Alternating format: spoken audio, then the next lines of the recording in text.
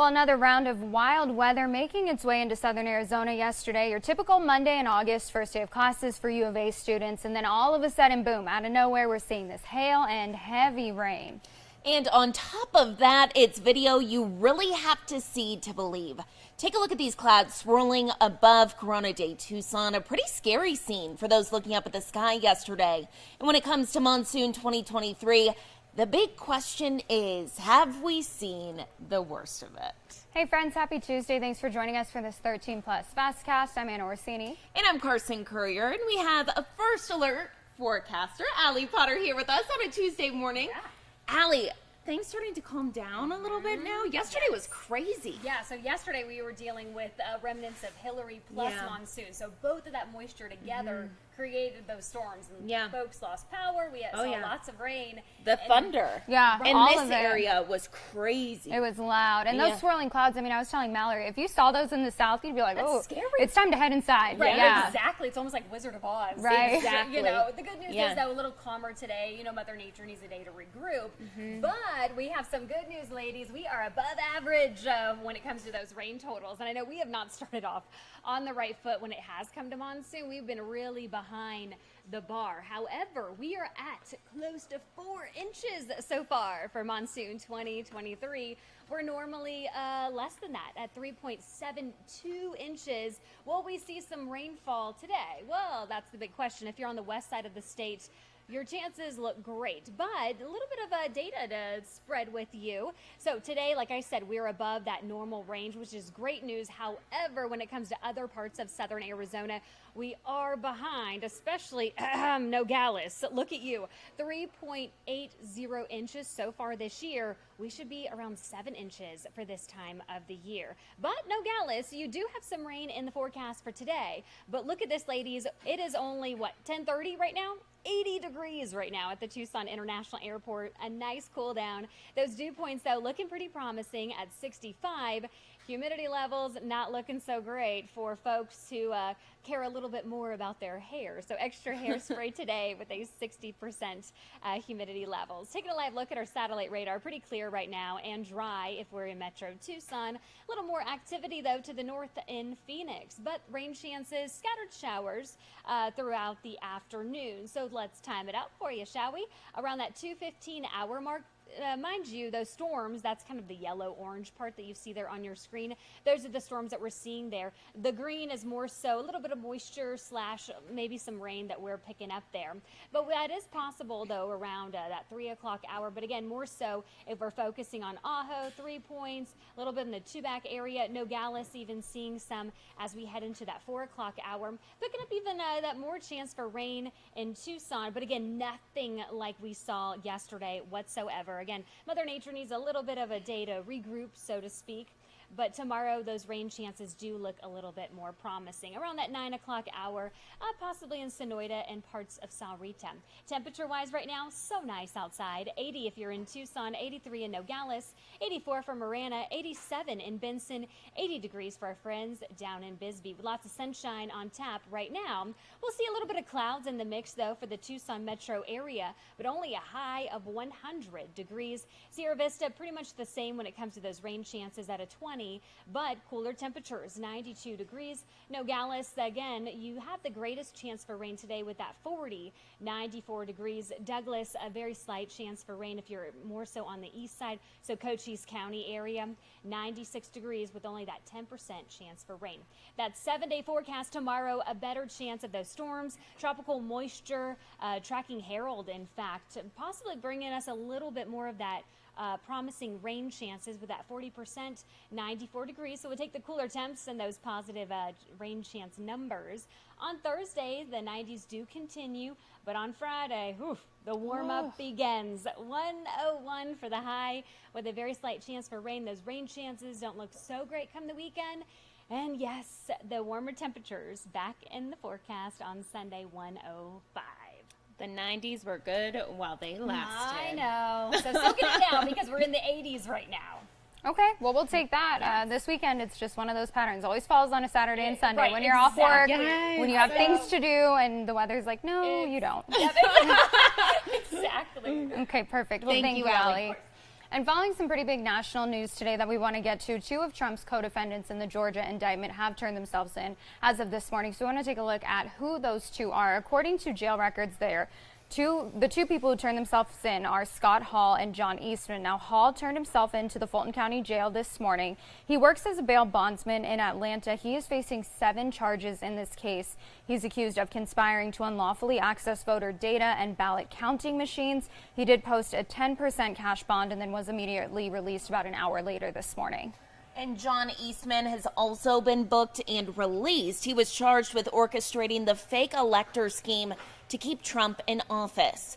Eastman released a statement before he surrendered this morning. In part, it said, quote, "I am here today to surrender to an indictment that should never have been brought." The statement ended by saying, "I am confident that when the law is faithfully applied in this proceeding, all of my co-defendants and I will be fully vindicated," end quote. Former President Donald Trump says he will surrender in Georgia on Thursday. So, of course, some big news nationally that we're following. We want to take a look at some stories that we're following here at home, too, though.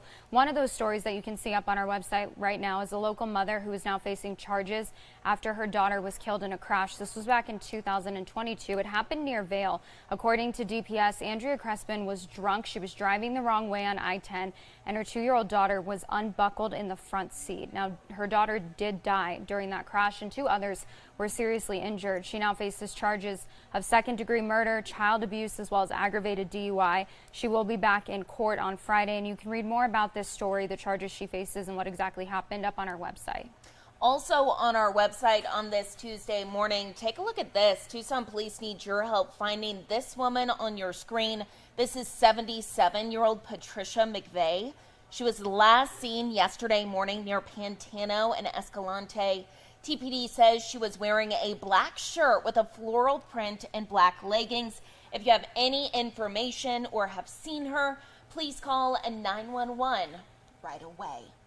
And another big story we've been following here at home are some of the issues that we've seen within the Pima County Sheriff's Department and Pima County supervisors kind of going back and forth for a while over their budget and the money issues that they're facing. It's been an ongoing thing for months. Exactly. We've been talking about it for quite some time. Our very own Bud Foster has a look at kind of the recent request that the sheriff has made.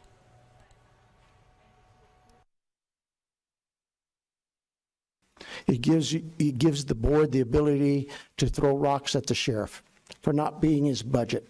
Throwing rocks because the board and the sheriff have been arguing about his budget for months now. Nanos was $3 million over budget last year, and because of recent decisions made by the board, he says, he starts the new year nearly $5 million over budget. I'm telling you, you have underfunded me. You don't like those words, but you've underfunded me by $4.8 million. I've explained it here. You may not like it. And the board didn't like it. In this letter that Nanos gave to the board just this morning, it calls the shortfall underfunding, not overspending, and says further, the department is expected to face severe financial challenges in the next fiscal year due to these recent financial decisions. The first decision was not to fund nearly $2.5 million in unexpected inflation costs. The second was to base the budget on 180 vacant positions, costing the sheriff more than $2 million. But the latest vacancy report shows only 93 vacancies, and soon may be even less. In October, we plan to hire another 50-some corrections officers, and we hope to be able to hire and project out our deputies academy as well for another 40, 50 people. I don't have those vacancies. So not funding the sheriff for vacancies, he says, is not fair. And much of the reason for the sheriff being able to replenish his vacancies is because the board has unanimously approved a series of raises, which have made it more attractive to work at the sheriff's department. And for that reason, the board takes issue with the sheriff. And I think it's unfair to say that the board is underfunding the sheriff's department. I certainly think it's unfair to say that the board is throwing rocks at the sheriff.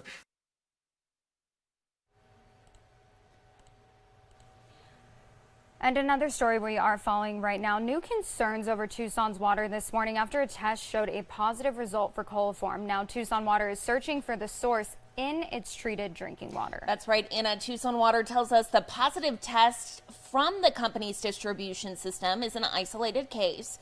The well provides water to many in central Tucson, but it's just one source from as many as 200. That includes recovered Central Arizona Project water from Avra Valley, which is then treated. Listen. It was a positive test of the system, but all indications are disinfection is at the appropriate levels of chlorine, and so the water appears safe throughout the system based on the requirements that we look at for having it operating correctly.